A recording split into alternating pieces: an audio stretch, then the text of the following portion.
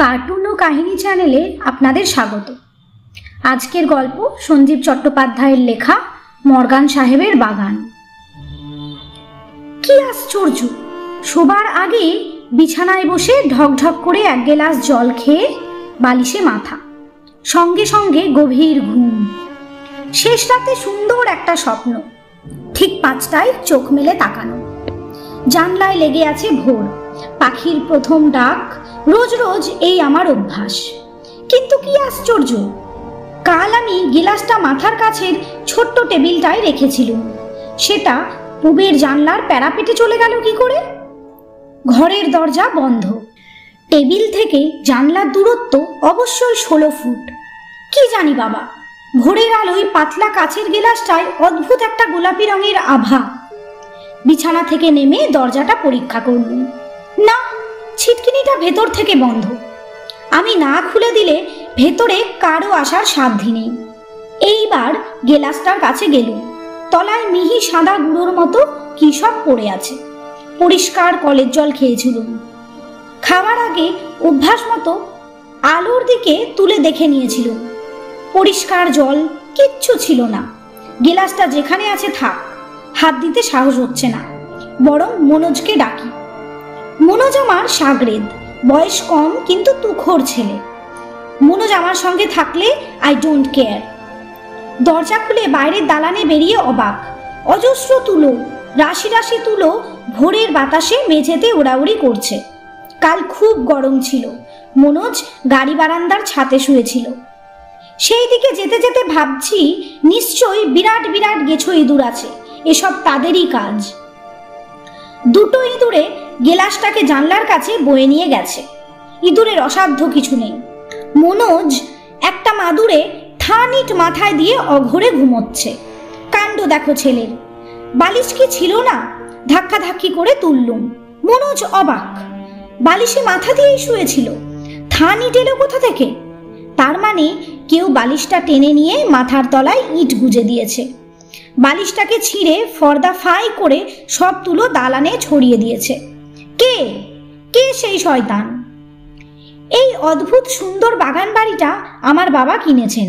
একপাশে ইচ্ছামতি নদী, দূরে রেল ব্রিজ, এদিকে পাশাপাশি আরও কয়েকটা বাগান বাড়ি। প্রায় সারা বছর বন্ধই পড়ে থাকে। মালিকরা সব ইউরোপ, আমেরিকায়। ওপাশে বিরাট এক শিব মন্দির। মন্দির চূড়ায় রূপোর ধ্বজা বাতাসে ঘুরপাক খায়। অসাধারণ জায়গা। কাল গৃহপ্রবেশ হয়ে গেল। নিয়ম অনুযায়ী 3 রাত কাটাতে হয়।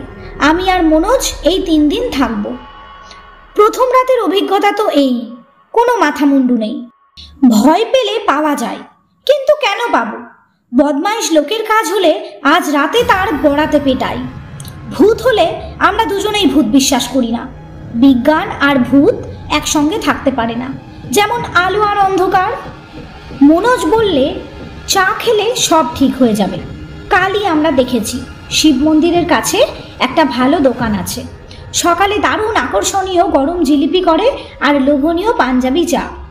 আমাদের সঙ্গে নতুন একটা মোটর সাইকেল আছে। মনোজ বললে চাবিটা দাও। মনোজ চলে গেল। কিছুক্ষণ পরে নিচ থেকে চিৎকার, এ কি গো, 1 ফোঁটা তেল নেই? তেল কোথায় গেল? গাড়িটা তালাবন্ধ গ্যারেজে ছিল। কাল বিকেলে আমরা ফুল ট্যাঙ্ক তেল ভরেছি। চলেছে মাত্র 7 কিলোমিটার। এইবার মনোজই বললে, ভৌতিক ব্যাপার, এছাড়া আর কোনো ব্যাখ্যা নেই।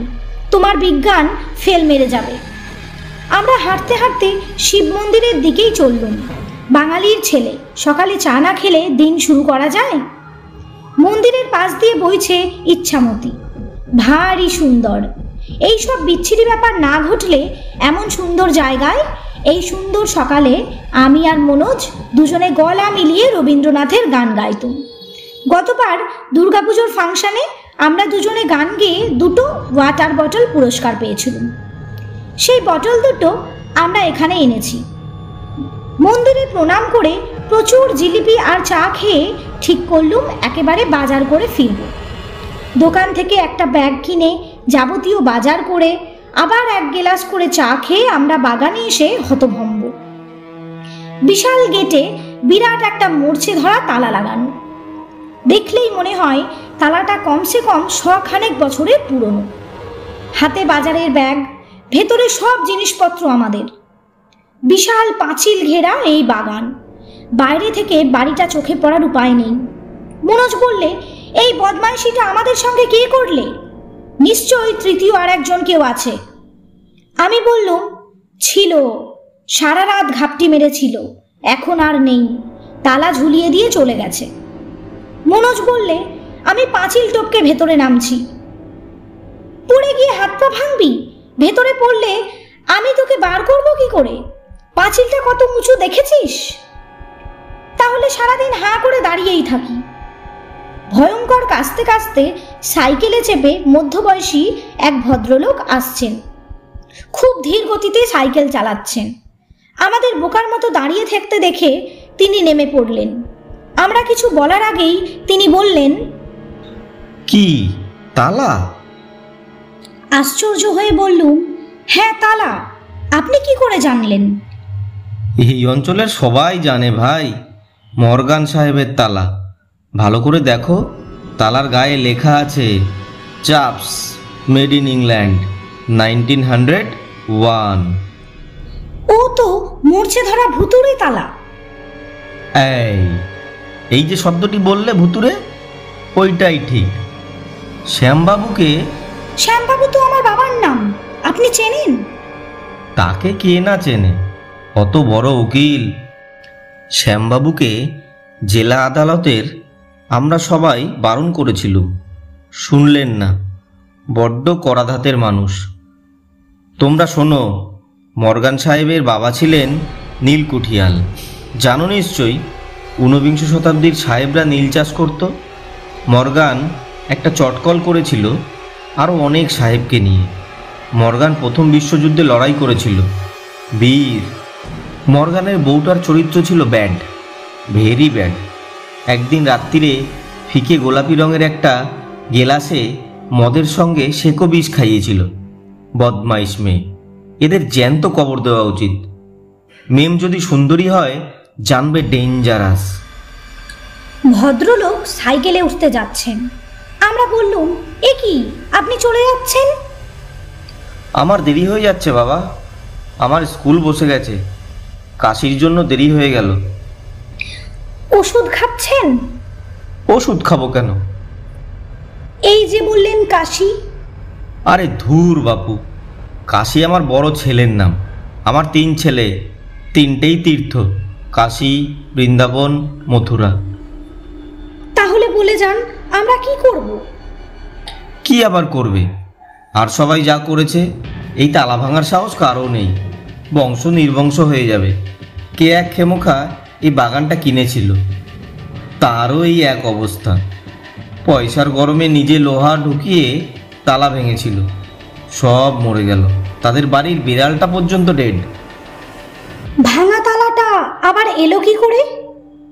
বোকার মতো কোশ্চেন করো না। ভূত আর ভগবান দুটো জগতেই সম্ভব অসম্ভব বলে কিছু নেই, সবই সম্ভব।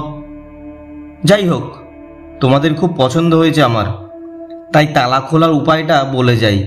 ইছামতির তীরে এখান থেকে 3 মাইল দূরে একটা ভাঙা চিমনি দেখতে পাবে, অনেক দূর থেকেই দেখা যাবে।